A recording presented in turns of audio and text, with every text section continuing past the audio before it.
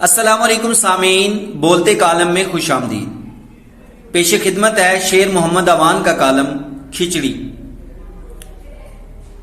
موجودہ حکومت 13 سروں کا ایسا ساز ہے جس کے بجنے سے نہ صرف سننے والوں کے کان میں درد کا خدشہ بڑھتا جا رہا ہے بلکہ بجانے والے کو بھی سمجھ نہیں آ رہی کہ کون سا راگ الاپا جا رہا ہے۔ حکومت ملتے ہی مفتاح اسماعیل فوری طور پر IMF اور سعودی عرب سے مذاکرات کرتے ہوئے نظر آئے تو محسوس ہوا کہ بیٹھی معیشت کو اٹھانے کی امید بڑھ آئے گی، لیکن پھر وہ یوں منظر سے غائب ہوئے جیسے گدھے کے سر سے سینگ۔ وزیر اعظم جو بہترین انتظامی شہرت رکھتے ہیں، یوں تو انہیں عوامی مسائل کا اتنا ادراک ہے کہ 30,000 کی بلندی سے زمین تک پہنچنے کے لیے درکار وقت بھی ضائع کرنے کی بجائے بذریعہ فون ہدایات دینے میں صرف کرنے کا دعویٰ کرتے ہیں، لیکن دیکھا جائے تو ان کی بھاگ دوڑ ایک سٹی میئر جیسی ہے۔ وزیر اعظم کا کام بہترین گورننس کے لیے اقدامات اٹھانا، اصلاحات اور پالیسی سازی کرنا ہے، جس کی طرف تقریباً 1 مہینہ بعد بھی 1 انچ پیش رفت نظر نہیں آئی۔ انٹرنیٹ پر دیکھیں تو درجنوں کام گنوا کر آپ کو خیرہ کیا جاتا ہے، لیکن زمین پر دیکھیں گے تو زمینی حقائق منہ چڑھائیں گے۔ بنیادی طور پر یہ وہی وتیرہ ہے جو پچھلی حکومت نے اپنائے رکھا اور اس کا نتیجہ آپ کے سامنے ہے۔ اس کی ایک وجہ یہ ہے کہ ملک میں اس وقت 3 وزرائے اعظم ہیں۔ ایک تو شہباز شریف ہیں، باقی 2 صلاح مشورے والے ہیں۔ ان میں پہلے نمبر پر لندن میں براجمان نواز شریف صاحب ہیں، جن کی ڈکٹیشن پر ہر کام میں ڈکٹیشن ثواب سمجھ کر لی جاتی ہے۔ دوسرے نمبر پر وہ اتحادی ہیں جن کے مشورہ کو نہ مانے بغیر کرسی جمانا مشکل ہے۔ اگر وزارت خزانہ کی بات کریں تو وہاں بھی صورتحال زیادہ مختلف نہیں۔ ایک وزیر خزانہ مفتاح اسماعیل ہیں جو اسد عمر کی طرح پاور میں آنے سے پہلے معاشی بہتری کے گر بتاتے نہیں تھکتے تھے، لیکن اب انہیں چینی پیٹرول کے لالے پڑے ہوئے۔ دوسرے نمبر پر اسحاق ڈار ہے جو باقاعدہ ٹیوشن بھی دے رہے ہیں اور یہاں آ کر معاشی باغ دوڑ سنبھالنے کو تیار بھی نہیں۔ تیسرے نمبر پر اتحادی مشیر ہے۔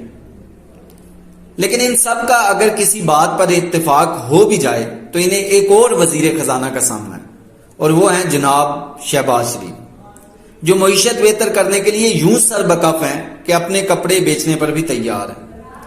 اگر اپوزیشن کی بات کریں تو وہاں بھی عجیب کھچڑی ہے۔ وہ بیرونی سازش کے بیانیے پر عوامی ستائش حاصل کرنے کے لیے مرکز سے اجتماعی استعفے دیتے ہیں، لیکن پنجاب میں وزارت اعلیٰ کی دوڑ میں بھی شامل ہو جاتے ہیں، اور جو گھر مس مچتا ہے وہ دہرانے کی شاید ضرورت نہیں۔ ایک خبر تو یہ بھی ہے کہ مستعفی اراکین تنخواہ بھی وصول کر رہے ہیں۔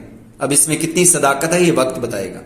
بہرحال استعفوں کے ساتھ صدر اور گورنر کی کرسی بھی قائم، اور جہاں ان کی حکومت وہ بھی قائم رہتی ہے۔ فوری الیکشن کو واحد حل بتانے والے ملک بھر میں سیٹ چھوڑنے پر بھی تیار نہیں۔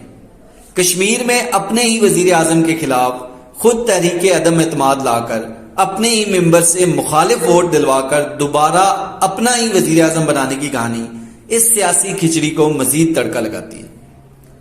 ادارے ابتدا میں کھلی وضاحت نہ کر کے سازش والے بیانی کو پنپنے کا موقع دیتے رہے۔ اب جب یہ ہانڈی پک چکی تو اب چولہے سے لکڑیاں نکالنے کو دوڑے۔ تجزیہ تو یہ بھی ہے کہ اسٹیبلشمنٹ کا ایک حصہ اس آگ کو ہوا دے رہا ہے۔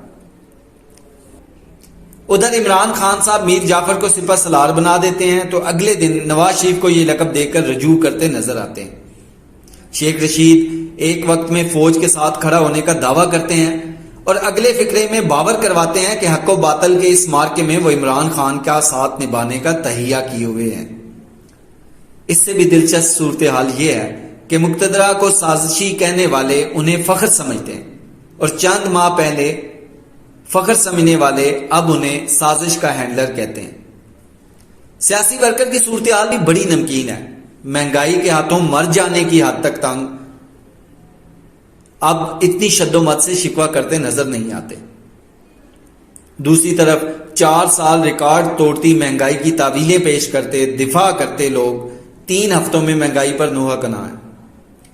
یہ وہ سیاسی کھچڑی ہے جس کی وجہ سے سرمایہ داروں کا اعتماد کم ہوا ہے، اور یوں ایک طرف ڈالر کی اڑان اور سٹاک مارکیٹ میں بحران، 39 ارب ڈالر کا تجارتی خسارہ اور IMF پروگرام کی بحالی میں تاخیر اس اعتماد کو بحال کرنے میں بڑی رکاوٹ ہے۔ ایک ممکنہ تعیناتی کو روکنے کے لیے ایسی سیاسی کھچڑی کا شاید اس حکومت کو گمان نہیں تھا۔ بہرحال اب اس نوزائیدہ حکومت نے دیکھنا ہے کہ کیا اس نے مزید کھچڑی بنانی ہے یا فوری طور پر چند بڑے اقدامات اٹھانے ہیں۔ یہ بات بالکل واضح ہے کہ ڈالر کو لگام ڈالے بغیر نہ پیٹرول قابو میں آئے گا، نہ مہنگائی کا جن بوتل میں بند ہوگا۔ اس صورت میں حالات بدتر ہوں گے، اور ایسی گھبراہٹ میں تو عوام کو یہ بھی نہیں کہہ سکتے کہ آپ نے گھبرانا نہیں ہے۔